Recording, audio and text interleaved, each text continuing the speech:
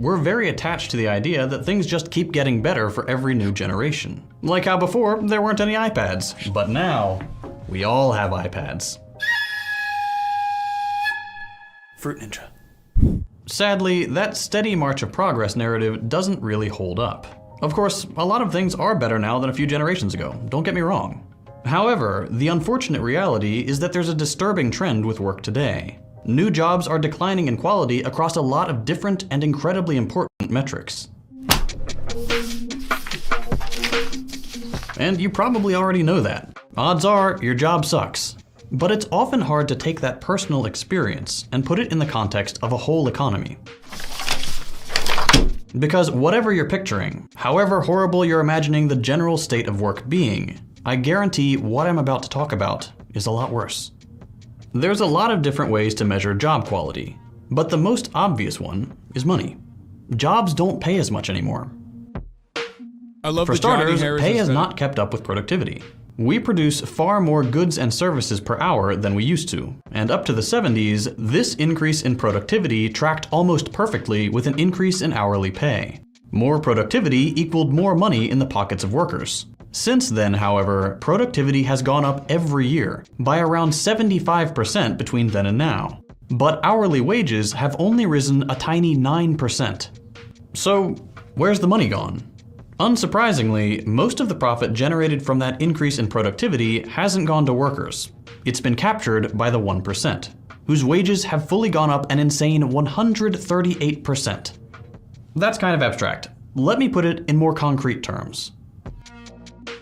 This inequality has cost what most Americans consider middle-class families $18,000 a year, $76K instead of $94. But you're clever. You look at the graphs and you see that even though inequality is some of the worst it's ever been, the line at the bottom is still going up, even if just barely. But does that mean wages are rising? Not really. For the bottom 50% of the population, in other words, the average American, pre-tax, pre-benefits income has actually gone down by over 6% since 1980. And that's before you factor in the cost of living. That means things like inflation, which we'll get into later, but it also just means what kinds of expenses people are now responsible for that they didn't used to be.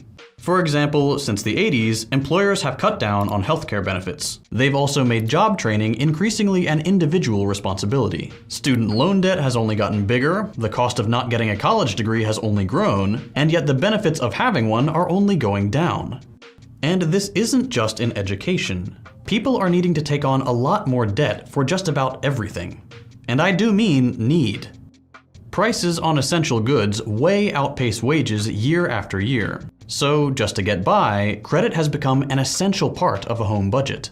This is part of a larger trend within neoliberalism, where responsibility and cost for all sorts of things, like job training, healthcare, and retirement, are shifting increasingly onto the shoulders of individuals who are making less and therefore need to resort to debt to get by. Today, the average American has 90 grand worth of debt hanging over their head, and debt as a percentage of income has only gone up since the 50s. All this has another effect on work. Not only do we work for less on average, we also work longer.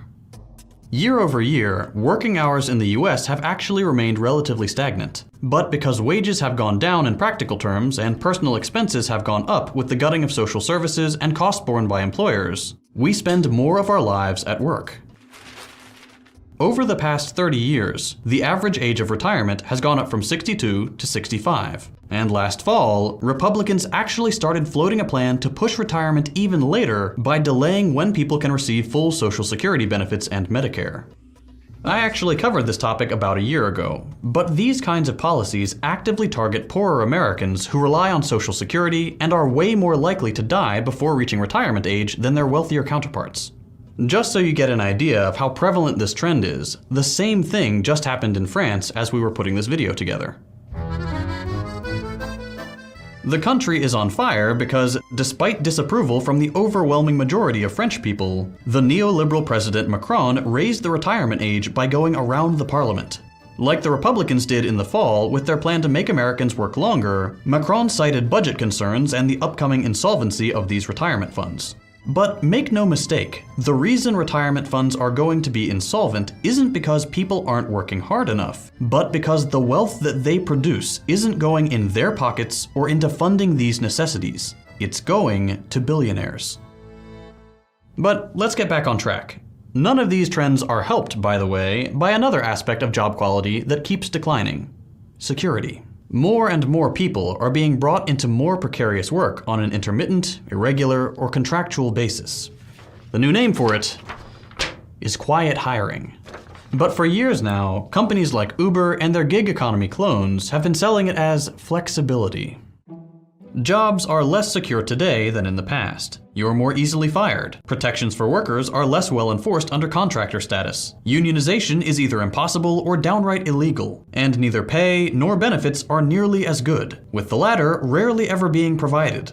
And it's not restricted to just one or two sectors of the economy. These jobs are everywhere. 53% of people between 18 and 34 and who work in the gig economy do so as their primary income source. And according to a Princeton study, 94% of the net employment growth in the US between 2005 and 2015 has been in, quote, alternative work arrangements, meaning independent contractors, temp work, and freelancing are basically the only new jobs our economy is producing. The consequences are bleak. Unreliable work comes with a lot of insecurity. We know that capitalism regularly spirals into recession, around every 5 years at this point. So with the likelihood of a recession in 2023 seemingly really high, 80% of US workers, according to one study, is worried about losing their job. Regardless of the exact number today, this kind of anxiety about job security under neoliberal capitalism is always widespread. And it's another variable that makes work worse and makes wages stagnate. Workers are constantly worried about keeping their job, so they exercise wage restraint. They don't ask for a pay raise despite needing it because they're worried it could get them fired. This isn't helped by the fact that neoliberal politicians actively...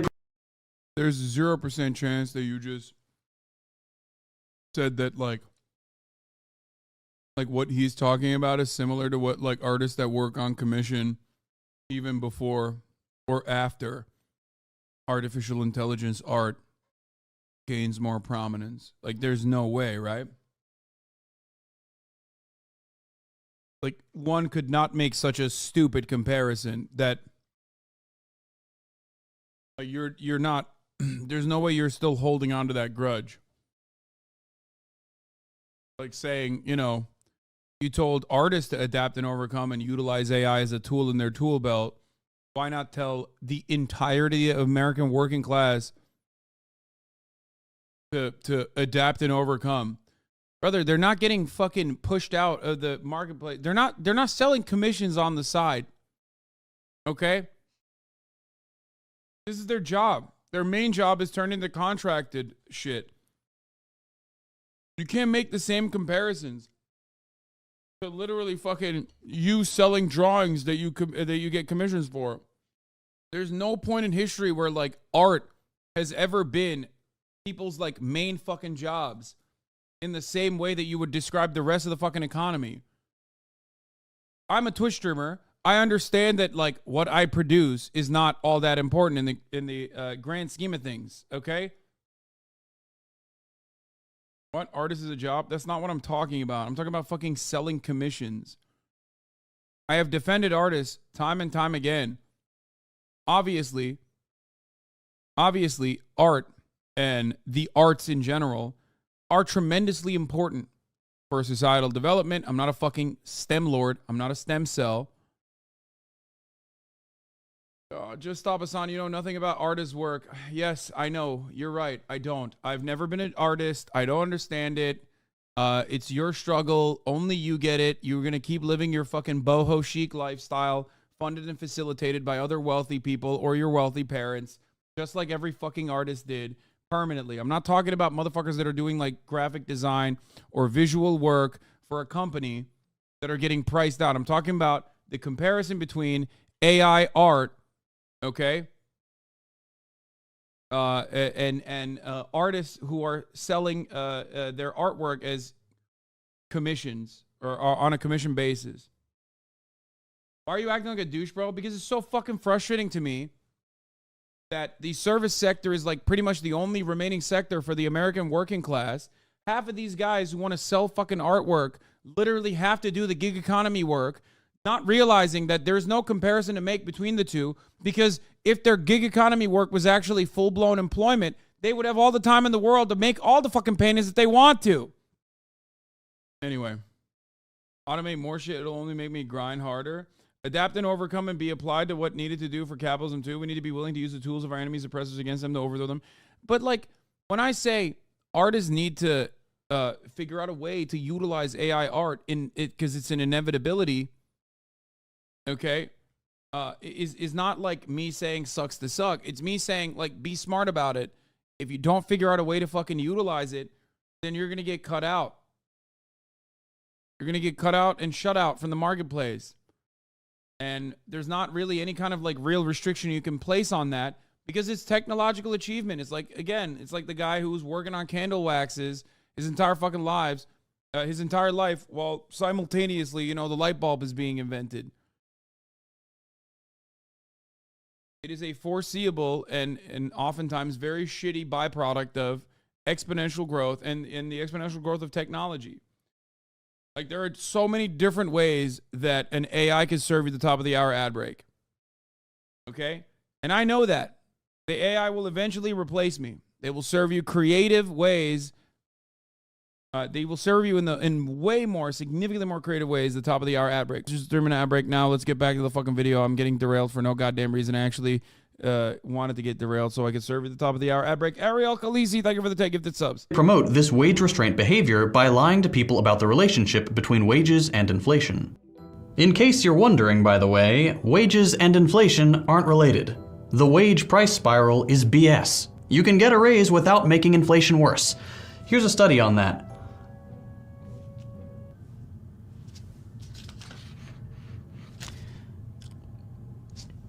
I think I forgot to print that one. Okay, here we go. Proof is on the bottom of page 5, top of page 6. We got too many printouts here. Let's move on. Look, if that wasn't enough, kids aren't being spared from declining job quality either. Child labor laws are starting to come down all across the country. According to the Economic Policy Institute, 10 states are introducing or have already passed legislation weakening child labor laws, despite the fact that violations of child labor protections are actually on the rise.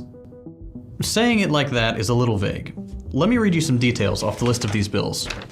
Thoughts on this guy being a tanky? I hope he fucking drives a tank to your house, okay? That's my thoughts on this guy being a tanky. Take a fucking week off and think about how stupid you are as a human being. In Arkansas, a bill was passed that eliminates age verification and parent-guardian permission requirements. In Iowa and Minnesota, bills were introduced to lift restrictions on hazardous work. And in all these states, bills were introduced or enacted that extended working hours for minors. And I know that right now you're probably thinking of kids in their late teens working the register or in fast food kitchens. Jobs that are grueling but often get depicted as easy. Those aren't the only jobs kids are doing right now, and they're a lot younger than what you're picturing. For example, in their report, the EPI mentions violations happening in meatpacking facilities, where over 100 kids between 13 and 17 are working illegal overnight shifts, handling dangerous chemicals, and, quote, cleaning razor-sharp saws and other high-risk equipment on slaughterhouse kill floors. It's giving the 21st century a real cool retro 1900s. Okay, what JT doesn't understand is that, one, the children yearn for the mines. They all play Minecraft. And two, their tiny fingers are so much better as it pertains to cleaning like the tiny holes in those massive saws. So, sorry. It's kind of a good thing, okay? And lastly, they're learning very important job skills. Vibe. But it gets even worse in agriculture, where 33 kids are injured every day in the US because so long as they have parental authorization, 14-year-olds get to use machetes and work with dangerous pesticides for unlimited hours with barely any sort of safety regulations in place. Oftentimes, by the way, making less than minimum wage. How fun is that? Speaking of demanding work, let's turn back to France for a second, because they actually measure the intensification of work over there. Back in the 80s, around 12% of French salaried workers had a physically strenuous job. Now, 40 years later, with all the developments we've made in automation that should make work easier, that number's gone up to 34%.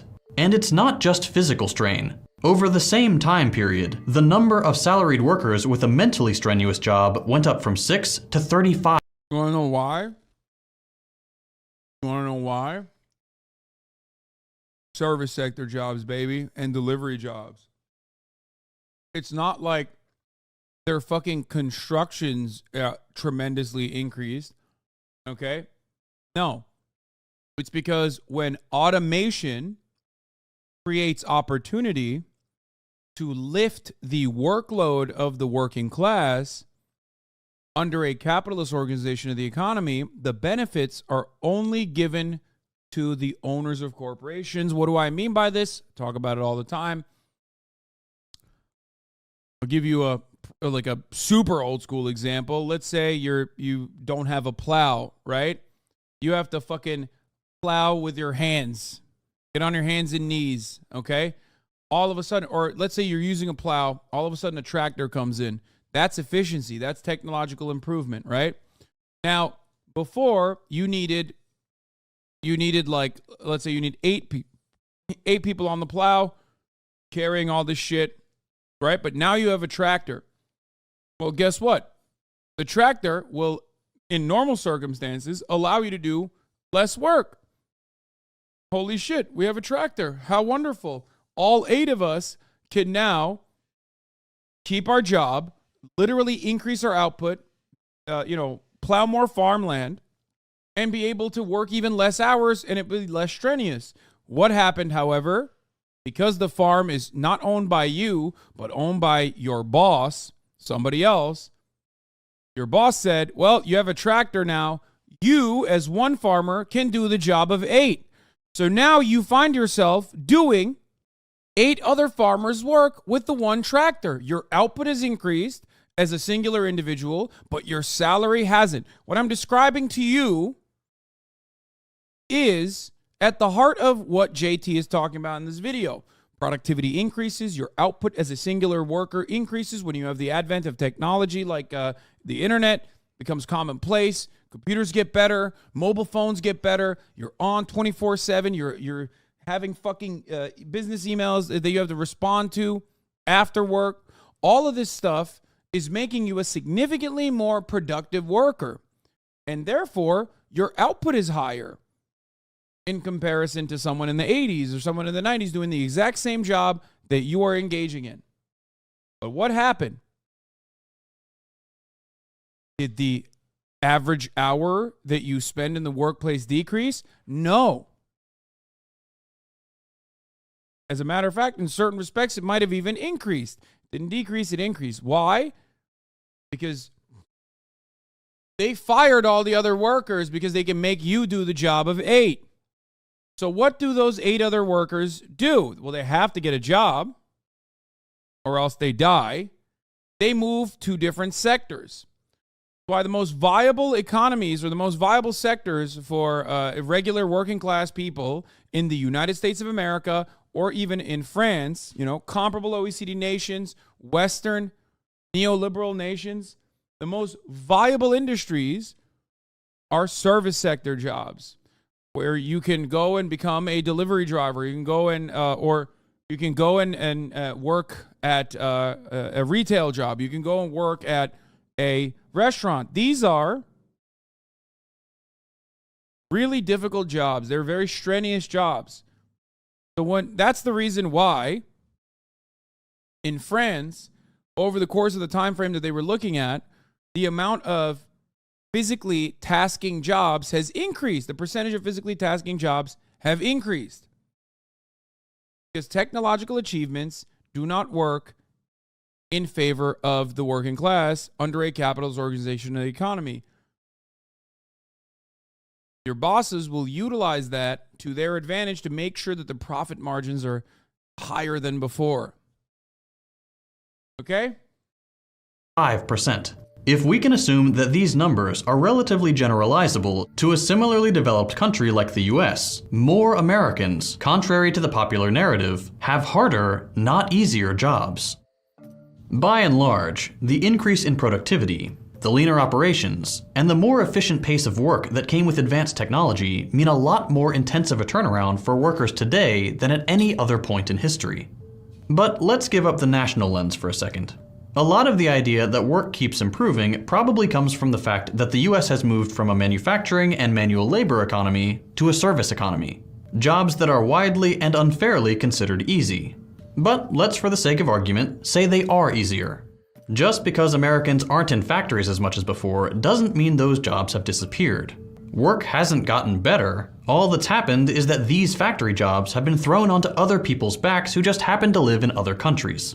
We didn't transition to a service economy by eliminating factory labor, but by having wealthy countries force open foreign markets to American and European capital so that they could be the ones to take on this burden. Because when companies move their manufacturing overseas, it's usually to take advantage of lower wages and less stringent safety requirements. Once again, worsening job quality. What most of these trends find in common is the shift in the balance of power away from workers and towards capitalists, the owners of businesses. The more power capitalists have, the more they're able to extract profit from workers by any means. Hence, jobs get worse.